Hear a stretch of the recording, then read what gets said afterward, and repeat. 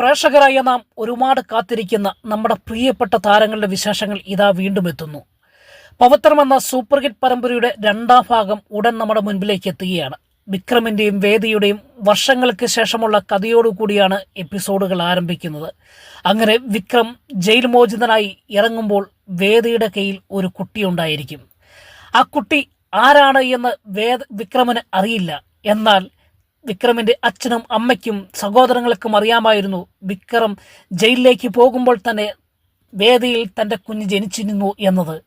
അങ്ങനെ ജയിലിലായിരിക്കുന്ന വിക്രം ഇതൊന്നും അറിയുന്നില്ലെങ്കിലും തൻ്റെ അച്ഛനും അമ്മയും സഹോദരങ്ങളുമൊക്കെ വിക്രമിന്റെ കുഞ്ഞിനെ സ്നേഹത്തോടു കൂടി വളർത്തുന്നു.